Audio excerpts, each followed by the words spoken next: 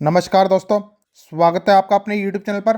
मित्रों, आज के इस वीडियो में हम बात करेंगे आरसीसी वाटर टैंक के कंस्ट्रक्शन स्टेप्स के बारे में। मित्रों, ये जो वीडियो आप देख रहे हैं यह आरसीसी वाटर टैंक का पहला पार्ट है। अगर आपको चारों पार्ट एक ही वीडियो में देखने हैं तो मैंने ऑलरेडी उसको अपलोड किया हुआ है। 32.5 मिनट की वो वीडियो है, आप चाहे तो डायरेक्ट उसको चेकआउट कर सकते हैं। मित्रों, हमने ये जो 32.5 मिनट की वीडियो है इसे 4 भागों में डिवाइड कर दिया है ताकि जो लोग एक साथ 32.5 मिनट की वीडियो नहीं देख सकते हैं वह 4 भागों में इसे देख सकें और उन्हें टॉपिक वाइज कंसेप्ट की क्लियरिटी हो सके। तो चलिए दोस्तों, पहले पार्ट की शुरुआत करते हैं। मित्रों, आरसीसी वाटर टैंक की यदि हम बात करें तो जनरली 3-4 तरीके से इसका निर्माण किया जाता है। उनमें से पहला तरीका जो मैंने अक्सर देखा है वह है कि पहले 4 इंच की दीवार कंस्ट्रक्ट की जाती है और उस 4 इंच की दीवार को एज ए फॉर्मवर्क उपयोग किया जाता है और फिर 4 से 5 इंच आरसीसी की कास्टिंग की जाती है। ओके फ्रेंड्स, तो कुल मिला के इसमें हमारी ईंटों की दीवार को एक साइड की शटरिंग के रूप में उपयोग किया जाता है। तो दोस्तों, कई लोगों के मन में यह मिसकंसेप्शन होता है कि ईंट की दीवार और साथ में आरसीसी की स्लैब बनाने से हमारी मजबूती डबल हो गई है। मतलब ईंट की दीवार तो पहले ही थी, उसके अलावा हमने आरसीसी की एक स्लैब डाल दी है तो उससे हमारी थिकनेस ऑब्वियसली ज़्यादा हो जाएगी और थिकनेस ज़्यादा होने के कारण हमारी मजबूती बढ़ जाएगी, ऐसा लोगों का सोचना होता है। पर दोस्तों, मैं इस टॉपिक पर पहले भी एक वीडियो बना चुका हूँ। हालांकि वह वीडियो हमारे आरसीसी वाटर टैंक पर नहीं थी, पर वह आरसीसी पिलर पर थी। तो दोस्तों, इसमें भी वही चीज़ अप्लाई होती है। अगर आप ब्रिक वर्क को एज ए फॉर्म वर्क उपयोग करोगे तो इसमें भी जैसे आपके कॉलम को नुकसान होता था वैसे ही आपके आरसीसी वाटर टैंक की स्लैब को नुकसान होगा। मित्रों, मैं वह सब चीज़ें वापस इस वीडियो में एक्सप्लेन करके इस वीडियो को और ज़्यादा लेंथी तो नहीं करना चाहता, इसलिए यदि आपको इस विधि के नुकसान के बारे में जानना है तो आप इस वीडियो के खत्म होने के बाद उस वीडियो को चेकआउट कर सकते हैं। आपको लास्ट में वह वीडियो सजेशन में मिल जाएगी। तो दोस्तों, इसी के साथ हमारी अगली विधि पर चलते हैं।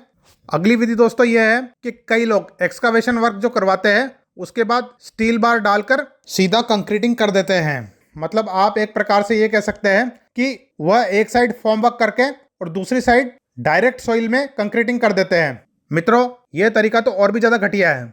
आप ये मान लीजिए, इसमें ना तो हमारी एक साइड की कंक्रीटिंग लेवल में हो पाएगी, एक प्रकार से यदि फॉर्म वर्क नहीं है तो वह उबड़ खाबड़ कंक्रीटिंग होगी। और दोस्तों, इस चीज़ के कई सारे नुकसान हैं जिसकी आप कल्पना भी नहीं कर सकते हैं।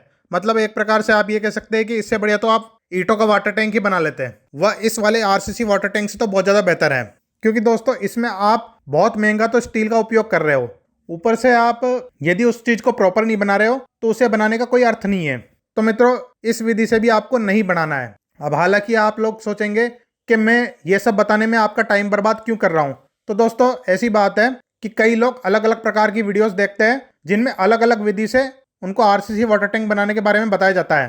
पर दोस्तों, मेरा यह फर्ज बनता है कि आपको उन बाकी वीडियो के बारे में भी प्रॉपर जानकारी दूं, क्योंकि दोस्तों यदि आप मेरी वीडियो देखने के बाद किसी और की वीडियो देखते हैं तो वहां आपको किसी प्रकार का कंफ्यूजन क्रिएट नहीं होगा। आपको हर प्रकार से सही गलत की नॉलेज होनी चाहिए। ओके फ्रेंड्स, तो मित्रों, जो मैंने अभी तक 2 तरीके बताए हैं उन 2 तरीकों से आपको आरसीसी वाटर टैंक का निर्माण नहीं करना है। अब आता है हमारा तीसरा तरीका।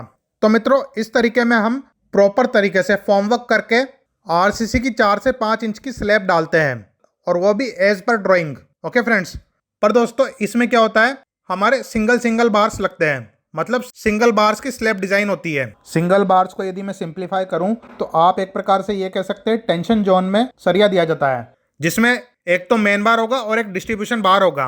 अब दोस्तों, आप लोगों के मन में आ रहा होगा चौथा तरीका क्या है। तो दोस्तों, चौथा तरीका इसी में शामिल है। मित्रों, इस तरीके में हम डबल बार्स की स्लैब डिजाइन करते हैं। आप एक प्रकार से ये कह सकते हैं कि इस प्रकार के आरसीसी वाटर टैंक में हमारे टेंशन के साथ साथ कंप्रेशन जोन में भी सरिया दिया जाता है। मतलब आप एक प्रकार से ये समझ सकते हैं कि हम इसमें सरिये की क्वांटिटी ऑलमोस्ट डबल कर देते हैं।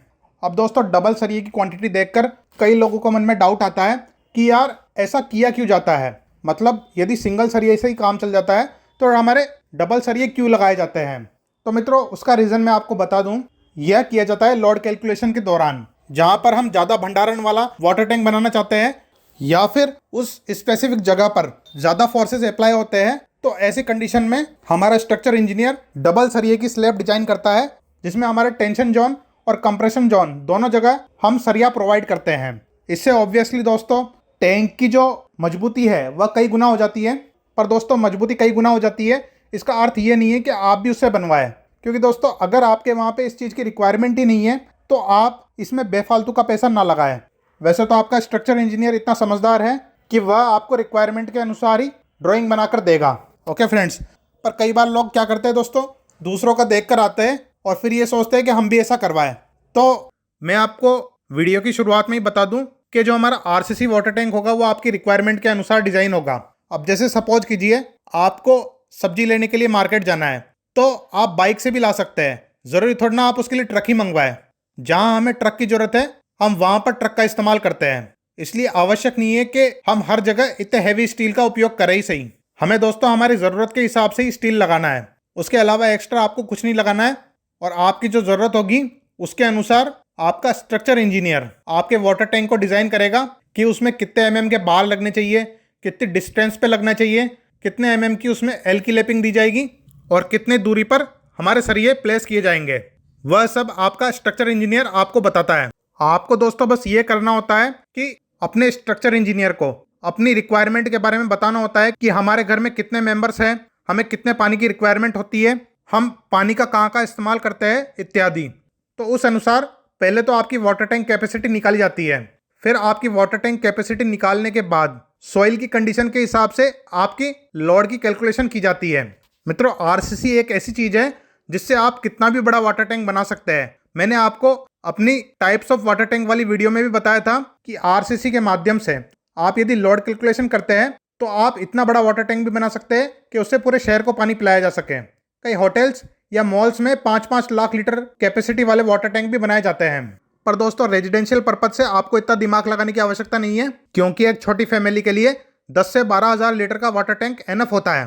पर फिर भी मेरी आपको एडवाइस रहेगी कि आपको वाटर टैंक स्ट्रक्चर इंजीनियर से डिजाइन करवाना है। मित्रों, आप जब स्ट्रक्चर इंजीनियर को अपनी रिक्वायरमेंट्स के बारे में बताएंगे तो वह आपको ड्राइंग बनाकर दे देगा और उस ड्राइंग में सब कुछ मेंशन्ड होता है जो कि आपका साइट इंजीनियर एग्जीक्यूट करवाएगा। पर फिर भी मैं आपको मोटी मोटी स्टेप्स बता दूं ताकि आप भी ध्यान रख सके कि हमारा वाटर टैंक सही से बनवाया जा रहा है या नहीं। दोस्तों, हमारी पहली स्टेप होती है एक्सकावेशन की मार्किंग। जी हाँ दोस्तों, जहां हम वाटर टैंक बनवाने वाले हैं वहां हमें मार्किंग करनी होती है ताकि हम हमारे टैंक के लिए खुदाई कर सकें। तो दोस्तों इसके लिए करना ये होता है कि यदि आपने मेरी पिछली ब्रिक वाटर टैंक वाली वीडियो देखी होगी तो उसमें भी मैंने आपको बताया था कि हम जैसे हमारी टैंक की मार्किंग होती है, जैसे एग्जाम्पल के लिए मान लेते हैं 6x8, तो हमें 6x8 की मार्किंग नहीं करवानी होती है, उसमें हमें 3-3 फीट प्लस करके मार्किंग करवानी होती है ताकि हमारे जो मजदूर है वह बहुत कंफर्टेबली काम कर पाए और हमारा काम बहुत सफाई से और मजबूती से हो सके।